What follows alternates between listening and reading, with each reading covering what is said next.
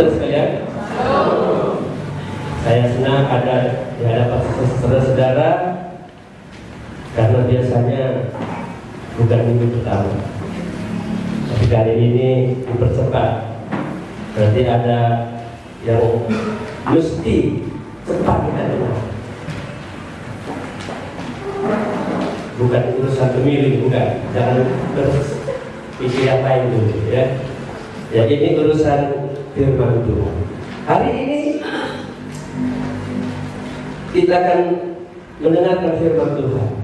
Di lembaran yang dibagikan sudah ada ayat-ayat yang dituliskan dengan tema kepastian, keselamatan, dan kehidupan. Saudara,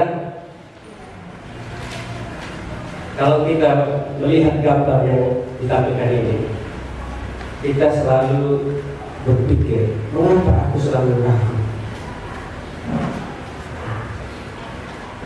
Ini seorang medis pasti mengerti betul alat ini, ya.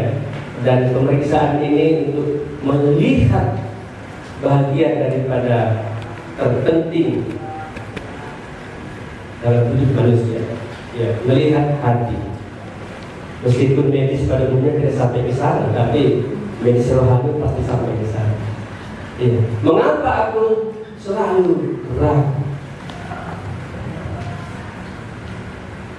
Dalam perjalanan hidup manusia, baik anak-anak, remaja, pemuda, orang tua, apalagi lansia, selalu dibayang-bayangi oleh keraguan.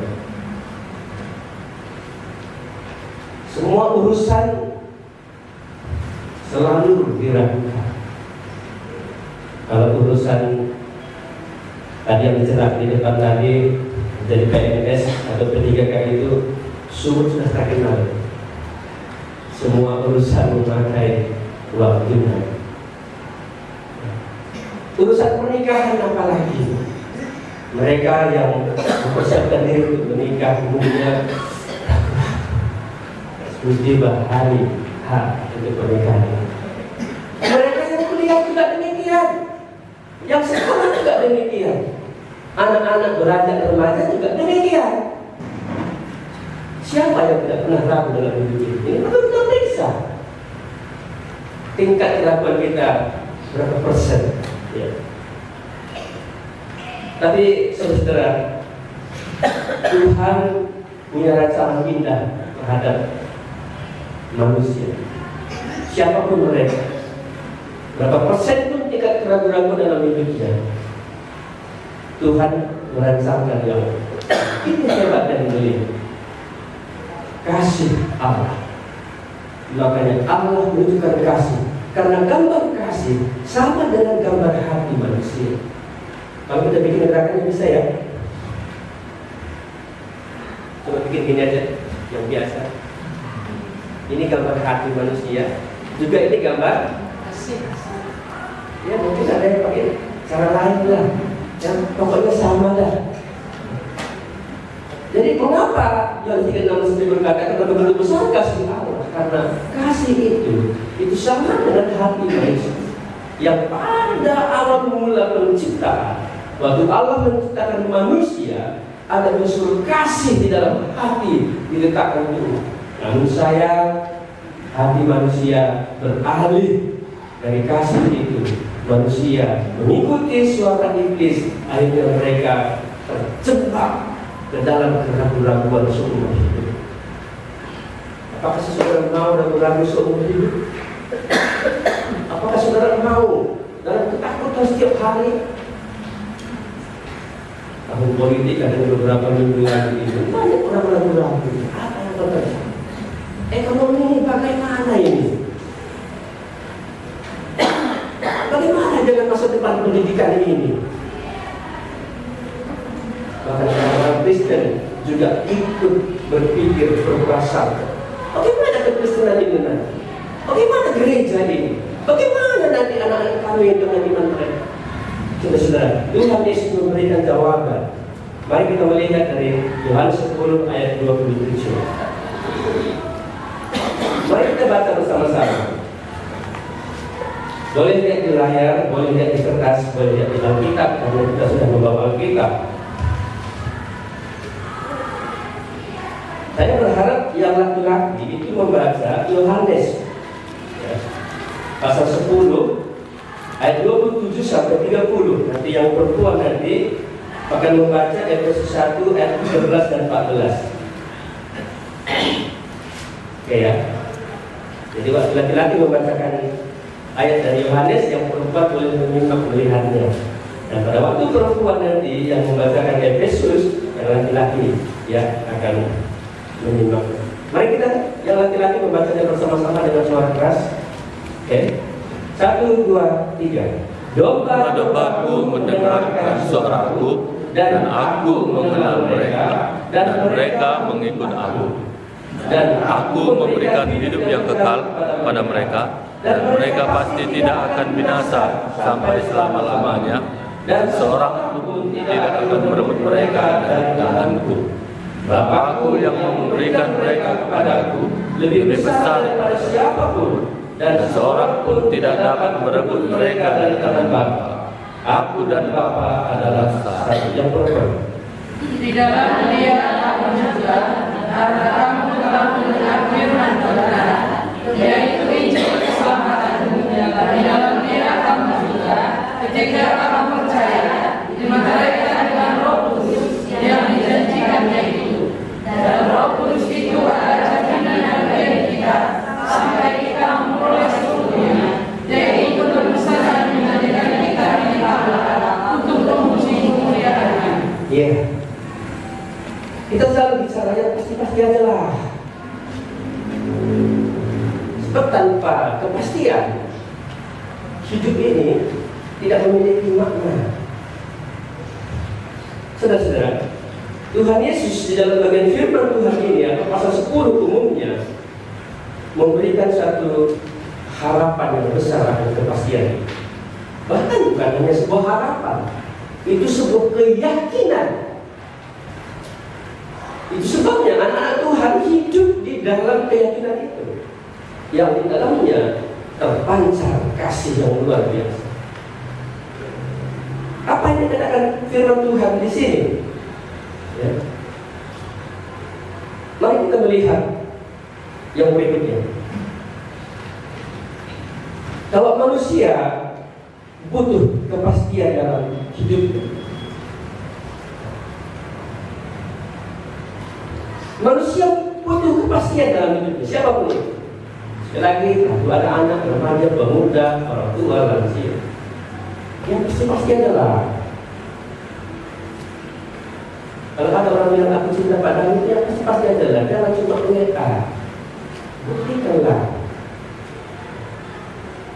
Kalau memang aku ini anak Tuhan, yang pasti adalah buktikanlah. Ya, saudara, siapakah yang mendapat kepastian yang tentu? Ini yang menjadi pegangan kita. Siapa yang mendapatkan kepastian itu? Dalam bagian ini, ayat 27 berkata demikian. Domba-dombaku mendengarkan suara. Sekali lagi, domba-dombaku mendengarkan suaraku, dan aku mengenal mereka, dan mereka mengikut aku. Yesus memberikan satu gelar, satu gambaran terhadap orang-orang yang akan mendapat jaminan kepastian itu. Nah, dikatakan seperti domba-domba. Saudara, domba-domba Tuhan Yesus. Kalau kita melihat di dalam Alkitab, itu adalah sebuah perumpamaan. Pasti Yesus bukan memiliki domba-domba dari gembala itu. Nggak ada fakta menunjukkan dia seorang gembala yang memiliki domba-domba. Yang diketahui dia adalah tukang kayu. Tapi Yesus mengerti betul kehidupan di Israel rata-rata adalah memiliki kawanan domba. Dan sejarah mencatat bagaimana orang Israel, keturunan Abraham, Ishak, Yakub itu memiliki ternak yang luar biasa. Pada waktu Yesus memberikan perumpamaan ini, Yesus menggambarkan dirinya sebagai gembala. Gembala yang tentunya memiliki hubungan yang sangat dekat dengan domba-domba. Pada waktu itu domba-domba sebagai hewan yang pada umumnya banyak mereka miliki. Jadi Yesus dalam bagian ini sedang menunjukkan kepada orang-orang Israel, para pembaca atau pendengarnya pada waktu itu, bagaimana kehidupan domba-domba ini di hadapan Sang Gembala.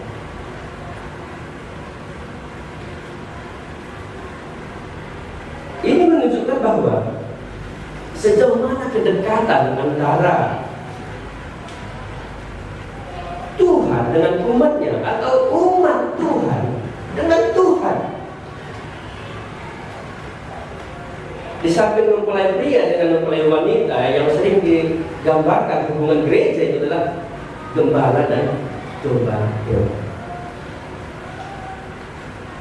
Yesus pada waktu memberikan statement ini, kalimat ini, dia sedang menunjukkan kepada mereka bahwa mereka sekalipun yang paling kecil, yang paling lemah, sekalipun mereka sering mendapatkan intimidasi, sering mereka kekurangan makan jika tidak digembalakan, sekalipun mereka pada waktu itu ada masalah dengan kandang,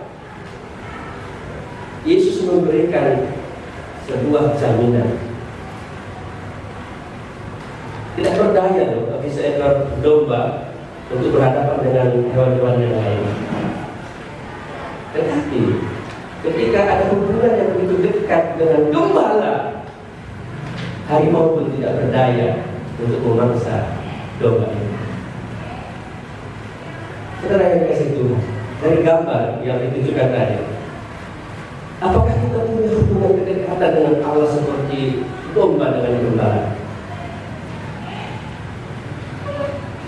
Ada gambar yang ditunjukkan bagaimana di dalam hati anak-anak Tuhan atau gereja ada Tuhan Yesus Kristus di dalam hati, bukan di gereja, bukan di Alkitab, bukan di surga, tapi di dalam hati. Maka tadi perlu kita periksa hati ini. Adakah Yesus di sana? Adakah hubungan begitu dekat akrab?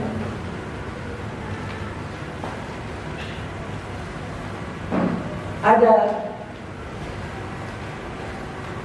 kembali.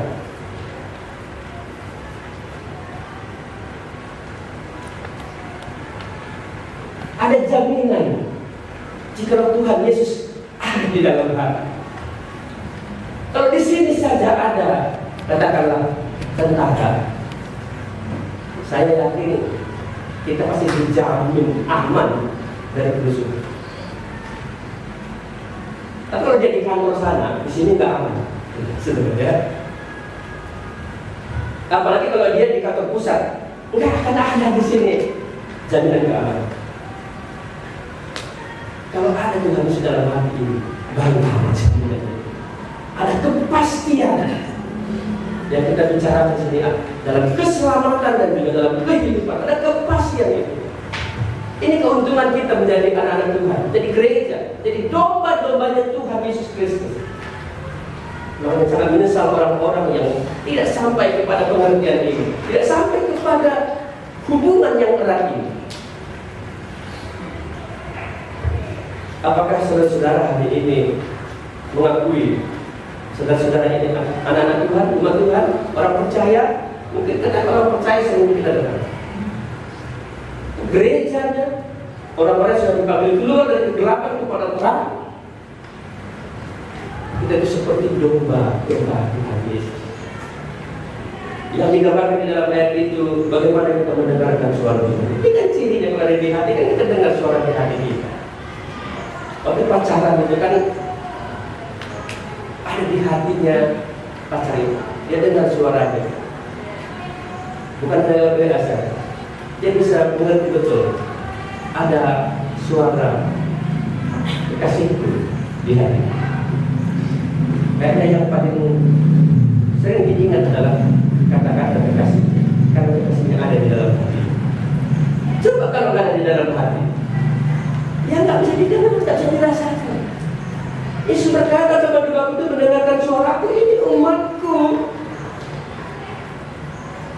Ada orang Kristen yang nggak dengar suara Tuhan, saya sedih sekali. Dan sedikitnya orang bersaksi di gereja, mereka nggak dengar suara Tuhan dalam 1 minggu itu.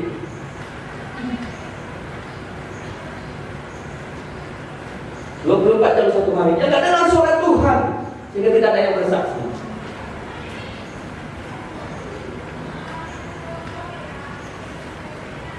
Nggak peka lagi dia bahwa Tuhan ada di hati. Kita selalu mengingat apa yang di otak kita.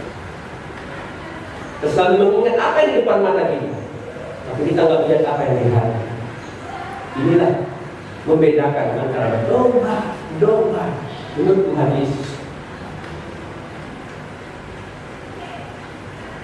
Kalau dipanggil baru dengar, wah ini nggak punya hubungan yang begitu. Saya punya istri, nggak perlu saya bicara, dia sudah mengerti apa yang perlu. Harus bicara terus menerus. Istri saya nggak perlu dia minta dulu, baru saya berikan.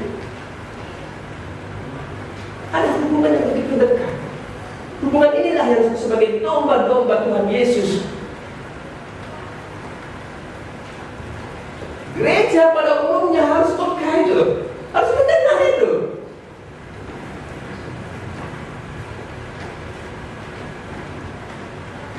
Sebagai jemaat kita mendengarkan suara gembala jemaat. Tapi sebagai domba-domba Tuhan Yesus, kita harus mendengarkan suara Tuhan Yesus. Bukan hanya mendengarkan di sana, aku mengenal mereka dan mereka mengikuti aku. Kalau Tuhan Yesus betul-betul ada di dalam hati dan kita kenal siapa Dia, karena kita mengenal Dia sebagai Allah, sebagai Tuhan, sebagai Juru Selamat, pasti kita akan ikut Dia. Seberapa jauh kita ikut Tuhan hari ini? Itu menunjukkan bahwa kita ini umat Tuhan, bahwa kita domba-domba Tuhan Yesus. Kalau ikut Tuhan hanya 1 meter, wah bahaya. Kalau ikut Tuhan hanya di masa anak-anak, masa remaja hilang. Kalau ikut Tuhan hanya di masa remaja, masa mudanya hilang. Kalau ikut di masa muda, masa tuanya hilang. Mereka mengikut aku. Dalam bahasa yang dipakai, mengikut itu terus-menerus, tidak pernah selesai. Itu domba-domba Tuhan Yesus. Inilah yang membuat hari ini kita bersyukur sebagai umat Tuhan, domba-domba Tuhan Yesus yang mendapatkan jaminan dari Tuhan. Mereka lah yang dijamin oleh Tuhan dalam keselamatan dan dalam kehidupan sehari-hari.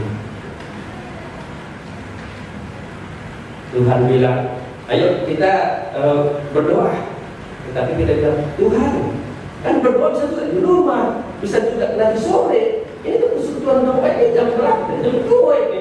Nanti aku lagi sibuk. Saudara, bukan seperti itu mengikut Tuhan. Mengikut Tuhan itu satu jejak pun dia keluar dari jalur yang diberikan oleh Tuhan. Seorang Kristen, seorang jemaat, seorang domba Tuhan Yesus Kristus, mereka mengikut Tuhan. Ini yang dijamin Tuhan. Ya, saya tidak tahu kapan kita menjadi anak Tuhan, menjadi domba-dombanya Tuhan Yesus. Kapan kita betul-betul mendengarkan suara Tuhan, sampai kita berani mengikut Tuhan. Nanti kita lihat ada jalan yang panjang, dan mulai kita mendengar sampai bisa mengikuti.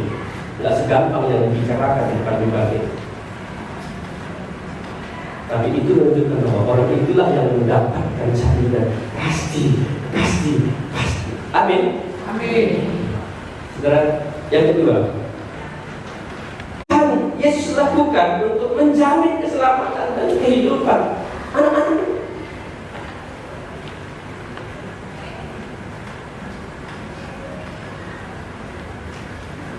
Mari kita baca ayat 28. Boleh lihat di kertas ya. 1, 2, 3. Dan aku memberikan hidup yang kekal kepada mereka, dan mereka pasti tidak akan binasa sampai selama-lamanya, dan seorang pun tidak akan merebut mereka dari tangan. Apa yang Yesus lakukan, saudara? Kita seringkali bertanya-tanya, apa sih yang bisa Tuhan buat? Apa yang Tuhan Yesus kerjakan? Umumnya orang yang bertanya seperti itu karena Tuhan Yesus sudah ada di dalam hatinya. Tuhan hanya ada di otaknya. Tuhan hanya ada di mulutnya. Tuhan hanya ada di firman tertulis Alkitab. Tapi dalam bagian ini Tuhan Yesus menjelaskan apa yang Tuhan Yesus lakukan untuk menjamin supaya ada kepastian dalam kehidupan anak-anaknya.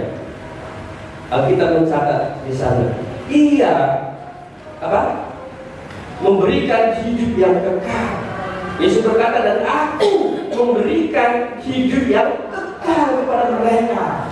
Saudara, kita pesenannya kita, kalau orang memberikan kita kado, ya di Valentine nanti ya.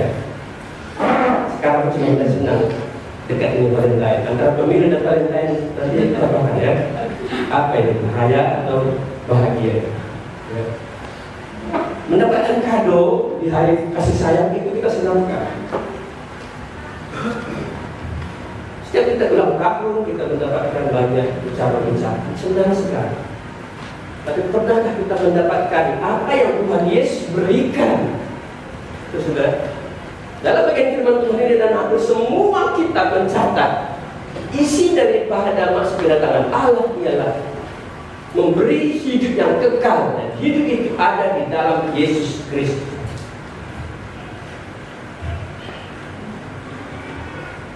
Gambar bagaimana Tuhan Yesus datang menyelamatkan, memberikan keselamatan. Ada satu kehidupan. Kalau tadi dia selamat, dia akan mati binasa. Sekarang diselamatkan, diberikan satu kehidupan, namanya hidup yang kekal atau hidup baru, yang bukan produk dunia ini. Itu hidup baru dan hidup Allah sendiri, produk surga ini. Dan aku memberikan hidup yang kekal kepada mereka. Apa itu hidup yang kekal? Hidup yang kekal, hidup Allah yang berkuasa, berkualitas, bermakna. Makanya hidup orang-orang yang sudah diselamatkan atau yang sudah menerima hidup kali ini, hidup mereka sangat-sangat luar biasa. Ada kuasa di dalamnya, ada makna di dalamnya, ada kualitas surga. Kalau kita mengaku anak Tuhan, orang percaya, tapi kehidupan kita nggak berkualitas. Belum ada peraturan kasihlah upeti supaya kamu lulus. Berapa pentingnya? Tanya pula itu. Nah, ini kan bikin masalah ini. Nggak berkualitas hidupnya.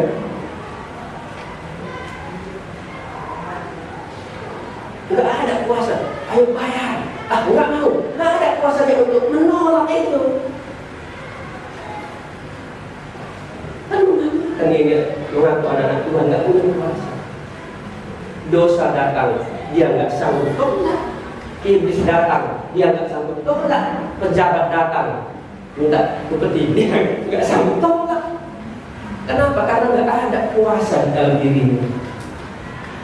Sejak manusia berdosa, saudara sekalian, manusia kehilangan kemuliaan Allah, kehilangan kuasa.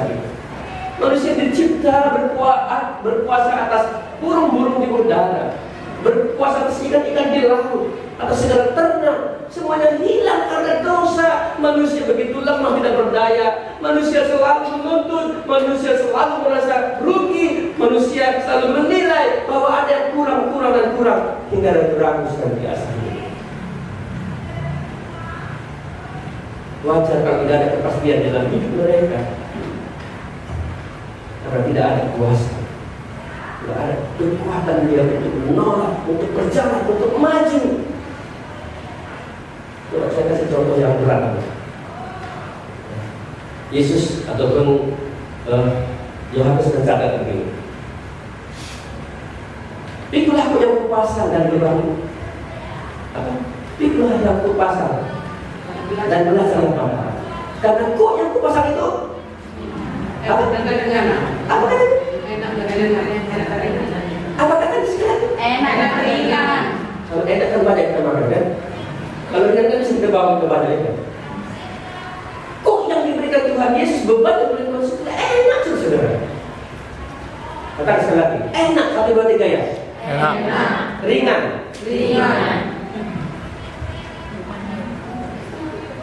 Makanya itu Tuhan itu jadi enak. Tapi memang itu enak saudara. Itu kok.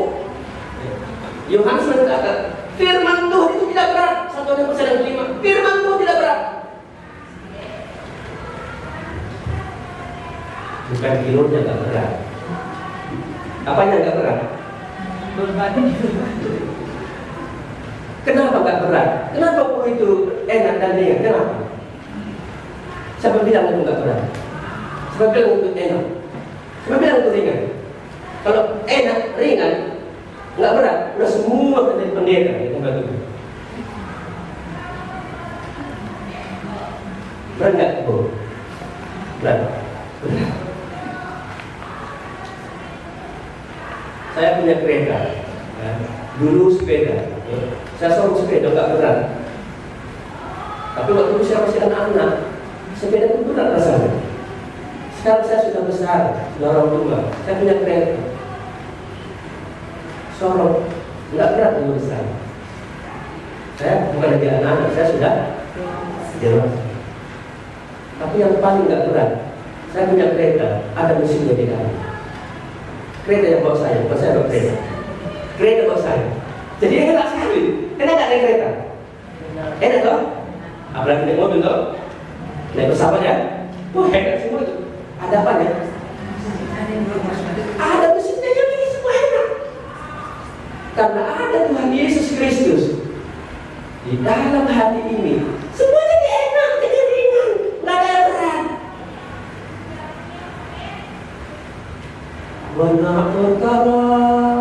Banyak perkara betul, tapi semuanya jadi enak. Bilang sekali lagi enak, ringan, nggak berat. Ini kalau punya hidup yang kekal, saudara. Ada kuasa, ada kekuatan. Anak-anak Tuhan hari ini karena nggak memiliki kuasa itu. Saya ingin menunjukkan gambar seperti ini. Kapan kita menerima hidup kali ini? Kapan kita memiliki ini? Bukan yang tadi ya. Semoga bisa dilihat ya. Terus saudara, saya turun dari mimbar. Waktu kita mendengar firman Tuhan, Roma 10:17 itu berkata, iman timbul dari pendengaran dan pendengaran akan firman Kristus. Apa yang kita dengar tentang Tuhan Yesus Kristus? Kalau Yesus berkata, aku memberikan hidup yang kekal, saudara sadar. Tapi saudara belum mendapatkan hidup yang kekal. Memang iman timbul dari pendengaran, tapi tidak semudah yang kita katakan. Kita dengar hari ini itu belum jadi iman. Begitu kita dengar, muncul pengetahuan kita, oh ya aku tahu. Berarti hidup kekal ini bukan kayak kaleng ini. Ini hidup yang belum pernah dimiliki. Itu kerencangan itu lain dari yang lain. Mengapa itu ya? Mereka belum tahu ada hidup kekal. Mereka milih. Itu baru tidak pengetahuan. Ini belum punya hidup kekal saudara. Mungkin ada kerinduan karena sudah tahu ya. Kayaknya di sana diskon 90%. Wah, udah tahu nih. Tapi kita masih di rumah, belum sampai di toko itu. Nggak ada apa. Padahal 90% diskon. Ya, supaya pilih ya. Jadi ingat, nah saudara. Mengerti kok. Ini berarti bisa juga begitu ini ya. Kalau kita bisa bicara mengerti, itu sudah sampai di dalam hati. Ini bisa untuk dulu. Tapi kalau kita hanya bicara begitu, itu kita belum apa. Tapi kita sudah mengerti, bahwa ini juga untukku. Aku juga bisa punya hidup kali itu. Domba-domba bukan hanya untuk mereka pada waktu itu, tapi pada waktu sekarang pun ini bisa terjadi sama kita. Itu kita namanya mengerti. Tapi hari ini nggak memiliki kuasa itu. nggak memiliki kualitas hidup itu, nggak ada maknanya dia ini. Lalu yang keempat, dia percaya. Dia percaya. Waktu dia percaya berarti semua itu benar adanya, bisa terjadi sama aku. Tapi percaya itu pintu masuk. Dia bisa menerima. Mengapa saya tandai merah? Begitu dia menerima, dia mendapatkan hidup yang kekal. Menerima siapa di sini? Menerima Yesus, firman Tuhan. Karena hidup kekal itu ada di dalam anaknya, hidup kekal itu ada dalam Yesus Kristus. Upah dosa ialah maut, tapi karunia Allah yang juga kekal dalam Kristus Yesus. Maka mau tidak mau kita harus terima Yesus. Kalau percaya Yesus nggak dapat.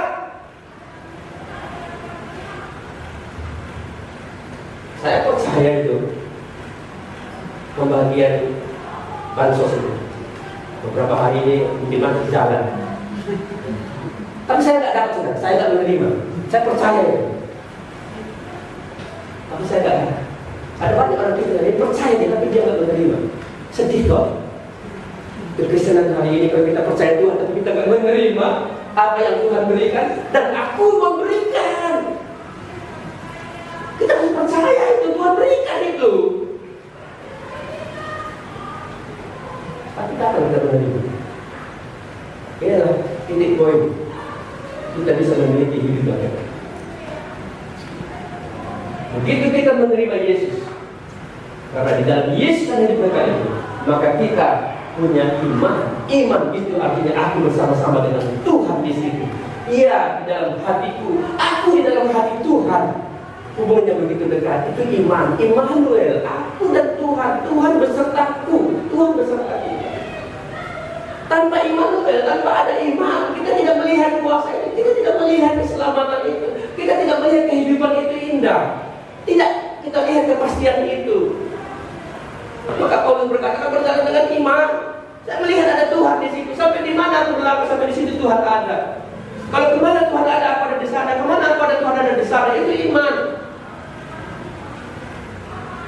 Orang benar akan hidup oleh iman dan memimpin kepada iman. Kenapa kita selalu ragu? Karena kita nggak tahu ada Tuhan bersama kita.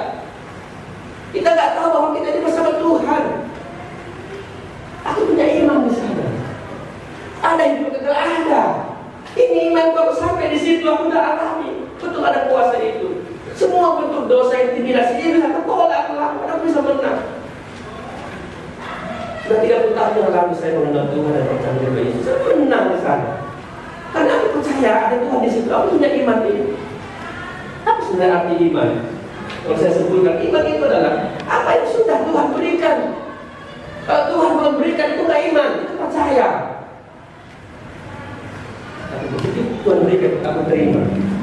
Sesuatu yang Tuhan berikan dan aku sudah terima, itulah iman. Iman itu adalah sesuatu yang sudah aku terima dari Tuhan. Ini pengertian baru yang kita pahami tentang iman. Dan ini menjadi dasar dan ini menjadi bukti.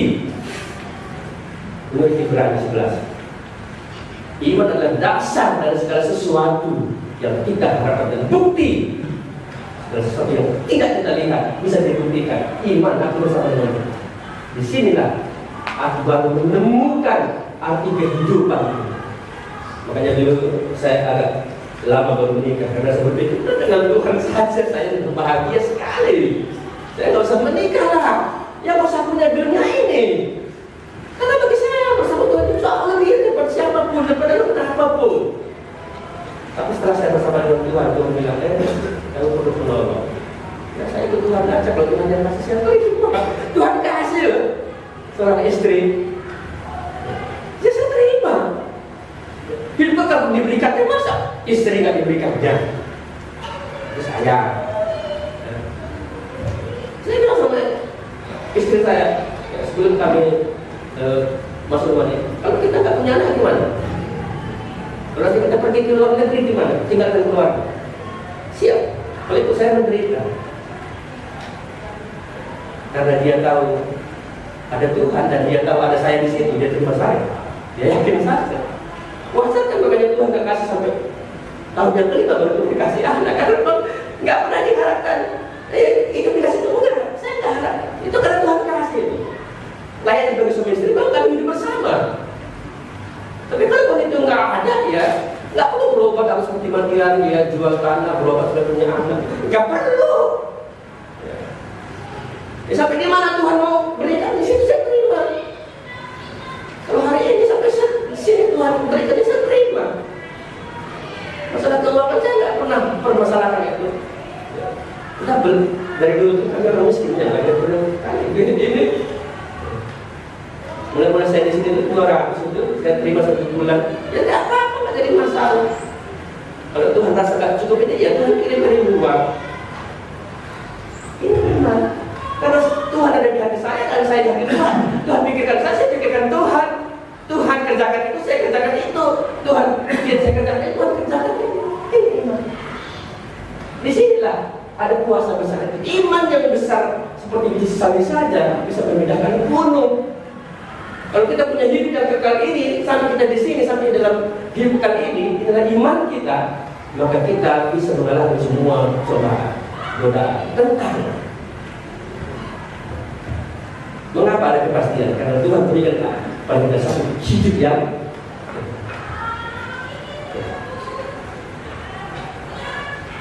setelah itu nanti baru ada hidup yang bertobat. Bertobat itu meninggalkan dosa. Bisa meninggalkan dosa? Bisa. Karena bersama dengan Tuhan. Bisakah saya jarak jauh dibawa kereta itu? Bisa, ada mesinnya.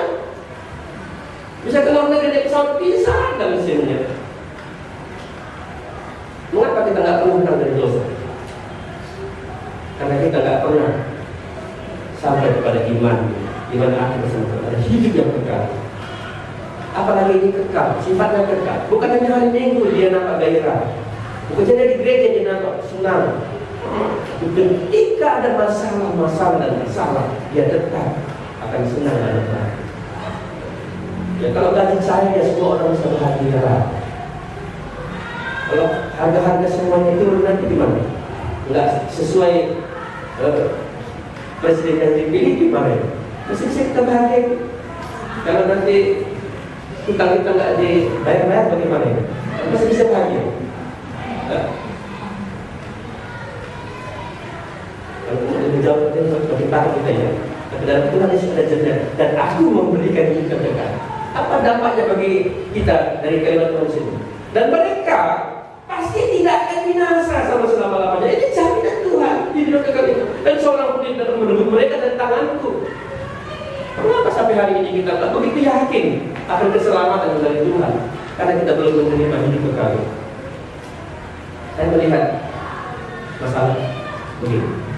Ada banyak orang sudah menerima Yesus, tapi tidak ada buah yang dimasukkan adalah iman.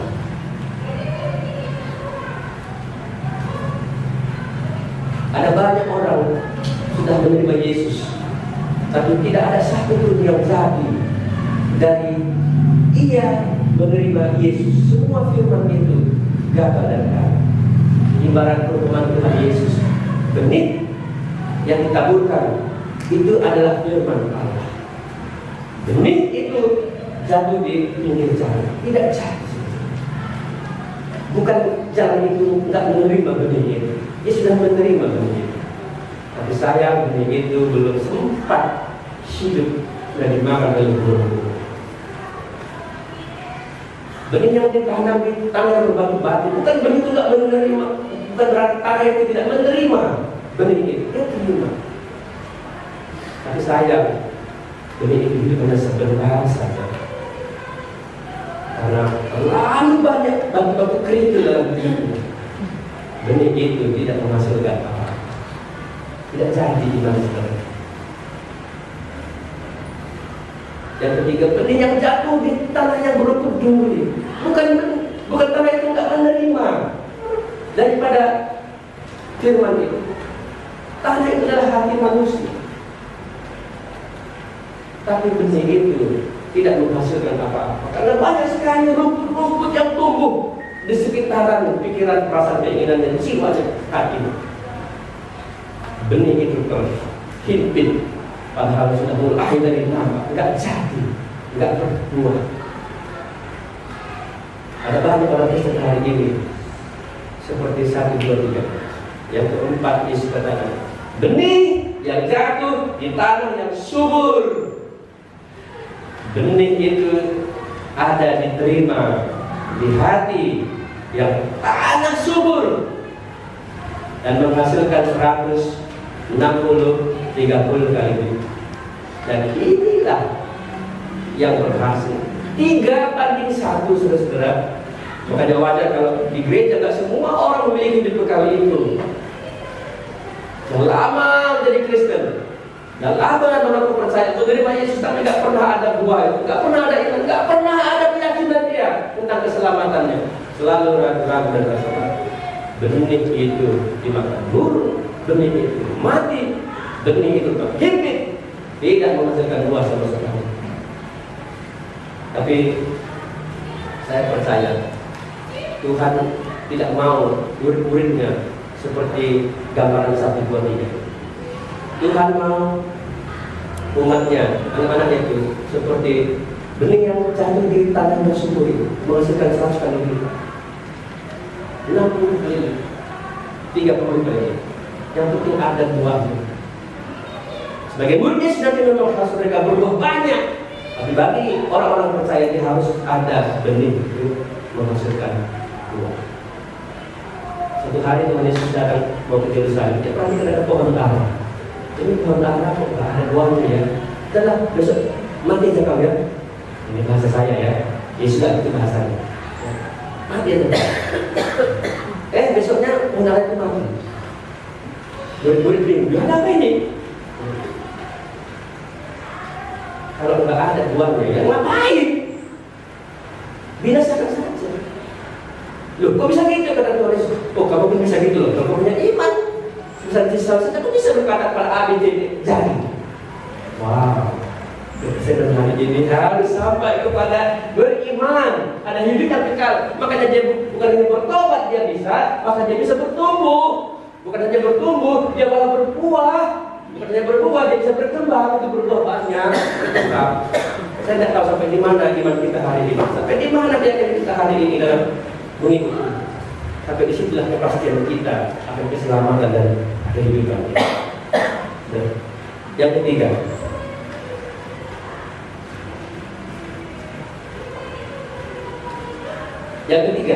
ini yang terakhir. Bagaimana Tuhan Yesus meyakinkan kita akan keselamatan dan kehidupannya? Dan kita baca Yohanes 9, 30. Ini indah sekali dan belum banyak diketahui orang makna daripada ayat. Mari kita baca ayat 29 dan 30 sama-sama. 1, 2, 3 ya. Bapa-Ku yang memberikan mereka kepadaku lebih besar daripada siapapun, dan seorang pun tidak dapat merebut mereka dari tangan Bapa. Aku dan Bapa adalah satu. Dalam Yohanes pasal yang ke-14, Yesus menjanjikan penghibur Roh Kudus diberikan kepada mereka karena saya belum pergi, maka Roh Kudus itu belum datang. Dalam Efesus pasal 1 ayat 13 dan 14, Paulus mencatat. Mari kita baca lagi Efesus pasal 1 ayat 13 dan 14. Tadi sudah ada, ya. Mari kita baca sama-sama. 1, 2, 3. Di dalam Dia kamu juga, karena kamu telah mendengar firman kebenaran, yaitu Injil keselamatanmu. Di dalam Dia kamu juga, ketika kamu percaya, dimeteraikan dengan Roh Kudus yang dijanjikannya itu. Dan Roh Kudus itu adalah jaminan bagian kita sampai kita memperoleh seluruhnya, yaitu penebusan yang menjadikan kita milik Allah untuk memuji kemuliaan. Bagaimana Tuhan Yesus meyakinkan? Saudara, cara Tuhan Yesus ini unik sekali.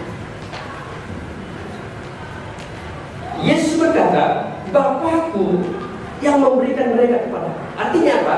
Yesus meyakinkan kita dengan menunjukkan ada Bapa kita di surga. Kita punya Bapa.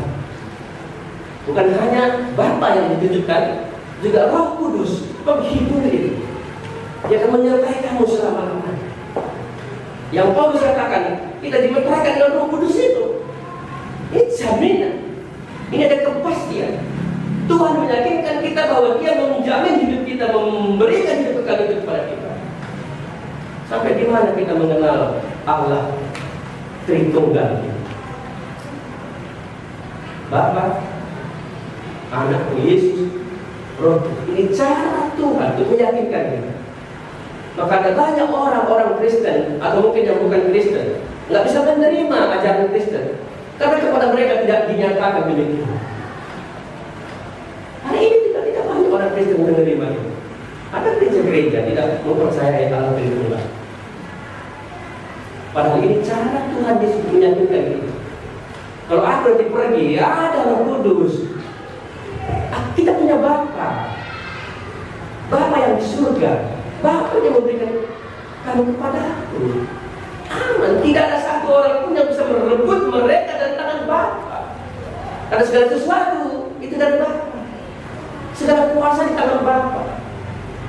Kita punya Allah Tritunggal, saudara, yang bisa menjamin kita dari masa lalu kita, masa kini kita, dan masa akan datang kita.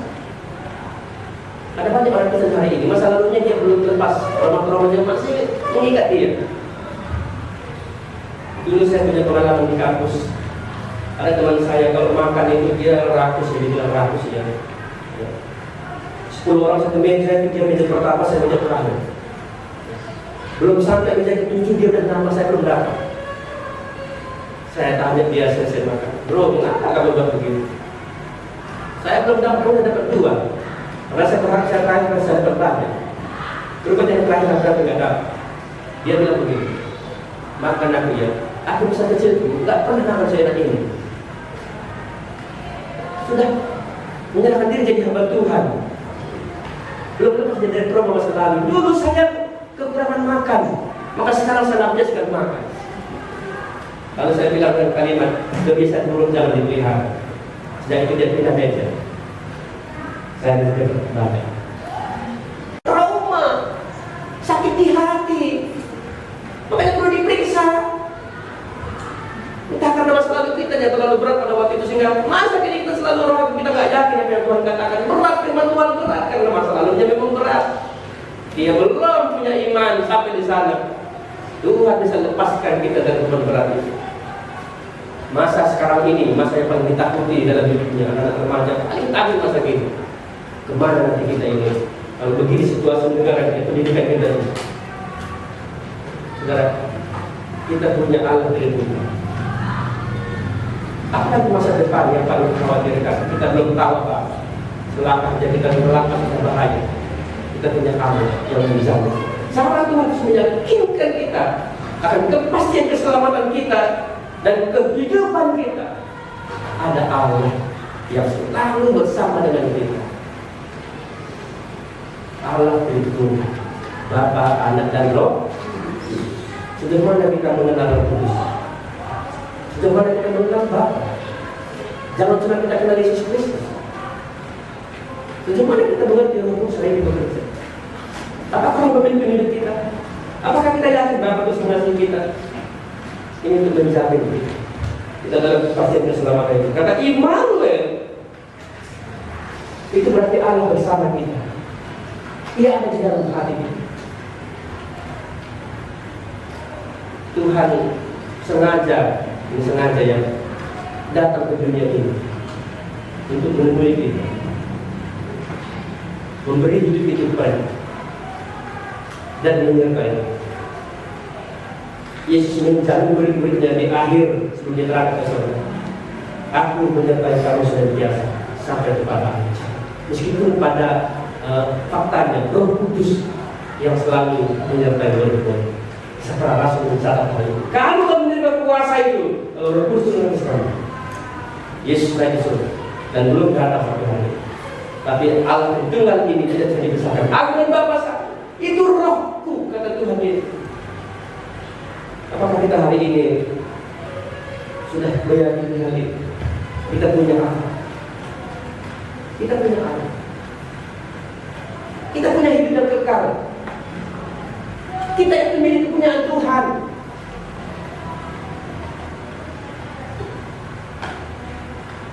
Kalau kita sampai di situ, itulah yang kita. Tapi kalau kita belum sampai di sana, kita baru percaya Tuhan. Belum punya iman. Tidak ada kuasa, tidak ada kepastian, tidak ada kebenaran. Tapi kalau kita sampai kepada iman kita ini domba-domba Tuhan Yesus, umat kepunyaan Tuhan yang ada di hati Tuhan, kita pasti diselamatkan. Hidup kita dijamin. Kalau kita punya hidup kekal ini, kita bisa mengatasi berbagai masalah. Tuhan pasti menyelamatkan kita dengan kuasa yang daripadanya, hidup yang daripadanya. Kita terjamin. Keselamatan kita dijamin Tuhan, ada hidup kekal. Kehidupan kita pun Tuhan jamin. Ada potensi kuasa yang besar itu untuk mengatasi berbagai masalah. Apalagi kita punya Allah Tuhan yang begitu baik, yang menyertai. Tidak ada lagi yang perlu kita ragukan lagi. Kalau Tuhan izinkan berbagai perkara datang, silakan saja. Karena saya tahu, kita tahu, segala sesuatu mendatangkan kebaikan. Allah Tuhan bekerja dalam segala sesuatu itu mendatangkan kebaikan. Bagi mereka, tentu bagi mereka adalah domba-domba Tuhan Yesus yang sudah ditentukan dan memiliki Allah. Dan firman Tuhan ini selalu memberkati kita. Mari kita berdoa.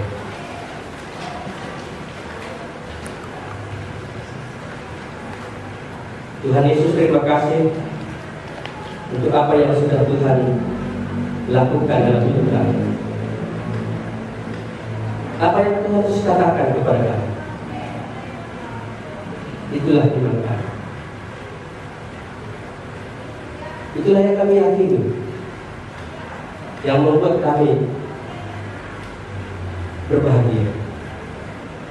Ada kepastian di dalam Tuhan Yesus, kepastian keselamatan dan kepastian kehidupan. Kami percaya di dalam situasi yang sulit, badai yang selalu datang, kami tidak pernah sendirian. Kami ada bersama dengan Tuhan, karena Tuhan ada dalam hati kami dan kami ada di hati Tuhan. Hanya Tuhan berbicara kepada kami masing-masing. Apakah benar-benar kami sudah ada dalam hati Tuhan? Apakah benar-benar Tuhan sudah ada dalam hati kami? Apakah kami sudah menerima Tuhan untuk memimpin hidup kami, untuk menguasai kami? Itulah iman kami. Berbicara Tuhan sampai ke dalam hati kami. Hamba-Mu sudah selesai berbicara, tapi Tuhan, Engkau tidak akan pernah berhenti berbicara sebelum semua yang Tuhan berikan itu digenapi. Mendengarkan anak-anak Tuhan di sini yang mendengar firman ini, yang mengetahui firman, yang mengerti, mempercayai, yang menerima firman ini, ada kepastian itu. Sekali lagi Tuhan, biarlah Engkau yang akan meyakinkan mereka. Sampai di mana Tuhan pimpin, sampai di mana Tuhan bawa untuk kemuliaan Tuhan. Dan puji nama Tuhan, kami akan mengakhiri ibadah ini. Semua yang Tuhan katakan itu, semua yang Tuhan buat itu, kiranya itu menjadi ibadah. Jemaat Tuhan, ulanglah, terimalah berkat Tuhan, anugerah, berkat dan cinta Tuhan turunlah atas saudara-saudara sekalian hari ini sampai Tuhan Yesus datang kedua kali. Amin. Kepada Allah dipuji.